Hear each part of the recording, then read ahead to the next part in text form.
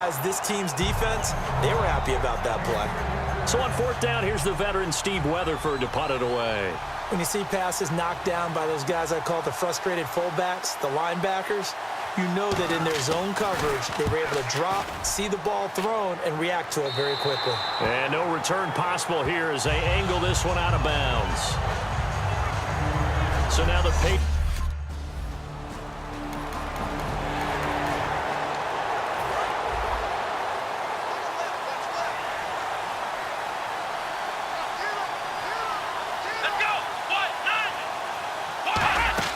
They start the drive on the ground. It's Williams. And he is swallowed up right at the line of scrimmage.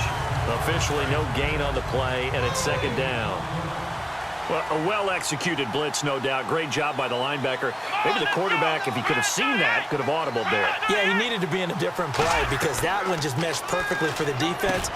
Looking for Decker, and it's intercepted. Picked off by Trumaine Johnson. And they have...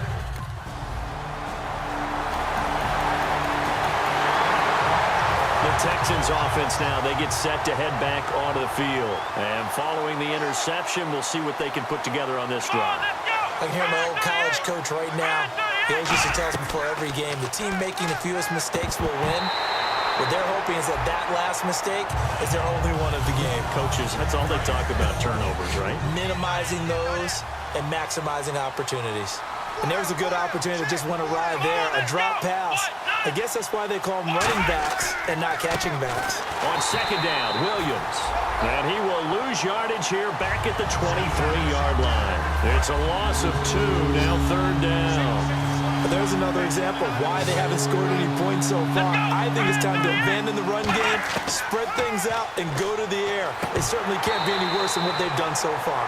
He was looking to get it to Carlos Williams that time, and that brings up fourth down.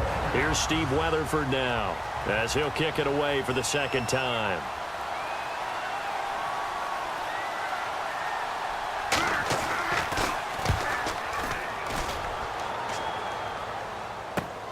Fielded at the 20. He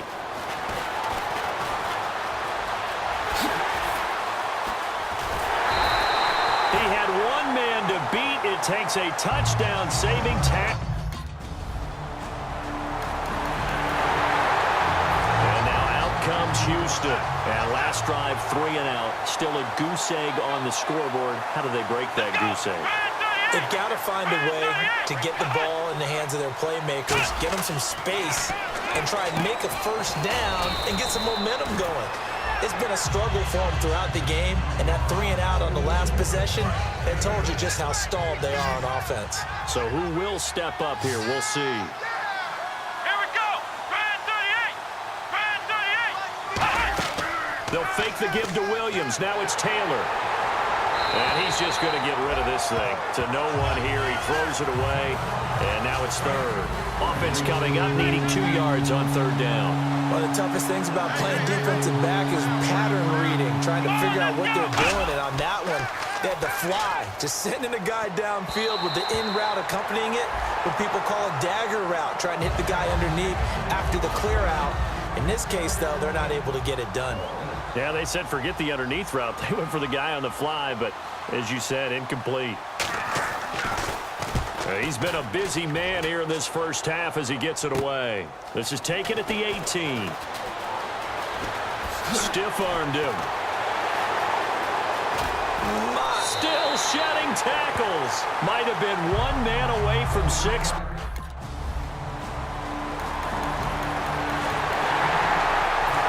Comes the Texans now, and still no points on the scoreboard. You're coming off of the 3 and out. They're just looking for anything to grab onto right now, aren't they? I'm wondering if someone's going to take charge in the huddle. And he fumbled it. It's on the ground, and it's picked up by the Patriots. Well, he did what he's known for. He made the catch.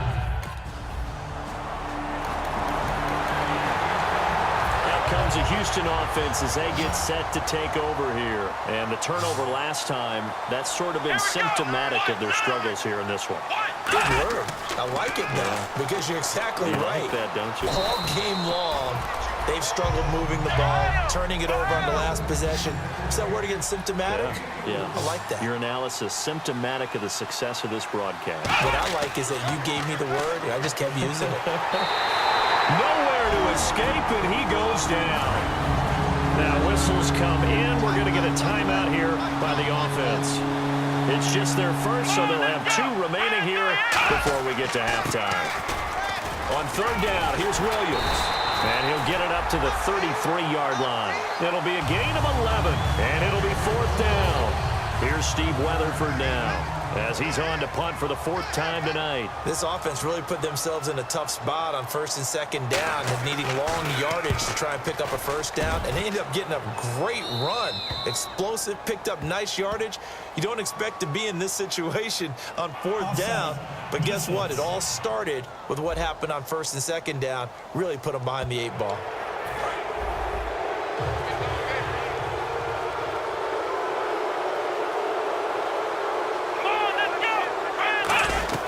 On 1st and 10, it's Taylor. Looking for Jones, and it's intercepted. Picked off by William Moore. And his guys have got it back at the closing stage. Both teams appear ready for the fight ahead, and we resume action here in quarter number 3. This is fielded a couple yards deep. And he'll take this one near the 25, call it the 26-yard line.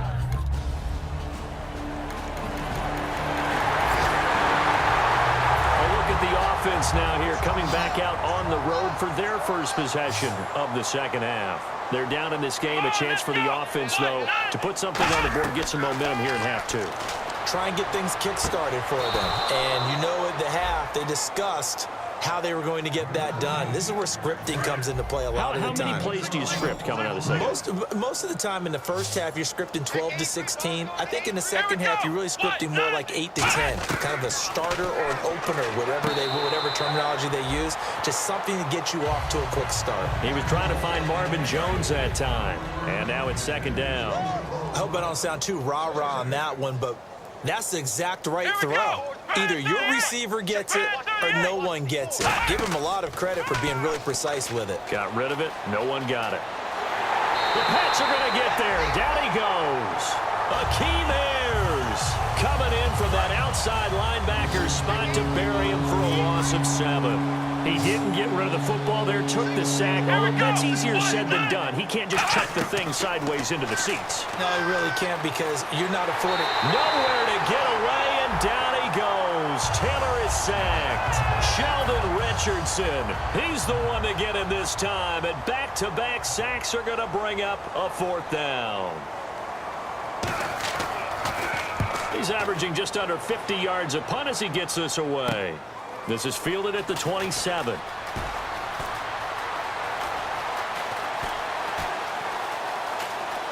Shreds the tackle.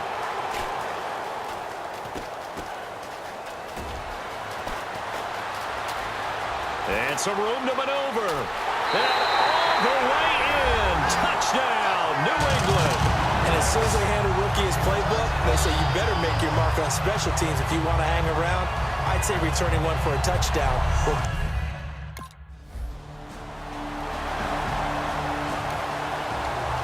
And now out comes Houston. And on the last go-around, they really couldn't get anything going. They had to punt from deep inside their own territory, which means you're going to lose the field position battle as a general rule. What they're looking for now is a little more consistency, move the ball at least a few times on offense, get a couple of 1st downs, and hopefully flip the field. Yeah, just something to build off of. That's what they're looking for here. First play of the drive, let's give credit all around. Excellent blocking, but the guy carrying the ball, he was the finisher. A really nice run. To the right side, caught by Saleh. He lost 2 there, and it's 3rd down. If you're a selfish player and you're throwing the ball, you're cool with the completion. Maybe not so cool with the yardage loss, though. Yeah, you went backwards on the yardage. Hey, it kind of works like a sack for the defense there. Yeah, it's a really big play for them, right? Able to figure it out, sniff it out, and finish it off. Here's Steve Weatherford now. as he'll come on for his 5th kick of the night. Partner, how many times have you heard it? Pressure creates diamonds, right?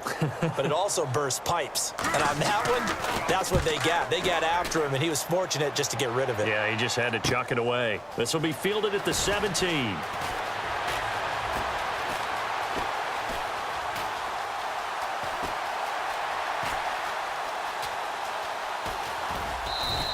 A good return there. Call it 13 yards. And a Patriot. And now out comes Houston. And 3 and out on the last drive. No points on the scoreboard. A little soul-searching now. I would say so, and they need to help out their defense a little bit. They've had to be on the field a lot more than normal, put them in some tough spots. But what's the old adage? When you get another chance, it gives you a better chance to do it right. Give them a couple on the catch. It's 2nd and 8. 2nd down now after the pass completion. Well, the strategy was evident there. Get it to your tight end and make it a one-on-one play with a cornerback. Who's usually going to win that one? The tight end, but not there. Not in this situation. How about the corner defeating that logic and making a really nice tackle? Just a 1-yard pickup on the play, and that's going to lead to a 3rd down. Got to give credit where it's due. Really nice defense on that play. The pitch and catch was successful, but not any run after it. Taylor. And that is incomplete. He was looking for Jarius Wright that time. And it's 4th down. Here's Steve Weatherford now, as he'll come on to kick for a 6th time tonight.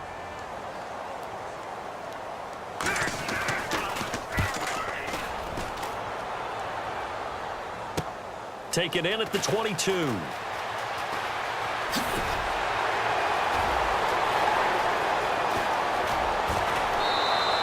So possession goes over here on the punt. And the Patriots.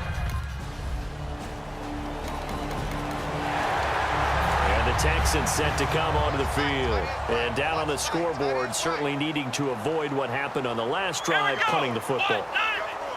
Sense of urgency has to take over for them here. They know the score. They know the situation. And by the way, the punter no longer exists for their offense. That's how they have to treat this drive. They need points. Big time. It's a tried-and-true formula, and I don't think it'll change for as long as we play football. If someone's trying to throw the ball and you can put pressure on them and make it tough, that's only going to help your defense. Yeah, he's since being hurried. He got rid of it before taking the hit, but incomplete. And he takes it all the way down to the 28-yard line. Coaches really don't care from what position they get this, but run after the catch ability, rack ability, is often the difference between winning and losing and changing field position. To throw is Taylor. And for a 3rd time tonight, he's intercepted. Picked up by the rookie Kamari Russell. And they have... And now out comes Houston. And with 3 interceptions thrown already, we'll see. Do they rely more on the ground game here? They may have to change things offensively to try and settle things down, not just for the guy throwing the ball, but for the rest of the offensive unit, because his confidence has to be shaken a little bit. And you just wonder, is the backup going to start to warm up a little bit over on the sideline? We know it's not an easy job to go out and catch passes when people are trying to tackle you and knock the ball away. But the bottom line is, that's a pass he's got to have and a pass he should have caught. And he's going to be out of bounds down inside the 20 at the 15. It's a gain of 11 yards that time, and it produces a new set of downs. If you're running out route, it's likely you're going to end up near the sideline. And what did we just see there? Toe tap. You got it. The benefits of practice. Toe tapping, foot dragging, picking it up, and making sure it was a catch. So they're still at the original line of scrimmage here. 2nd down and 10. They come out with 1 back and 3 tight ends. And for the 4th time tonight, it's an interception. It's the Pro Bowler Luke Kuechly that picks it. And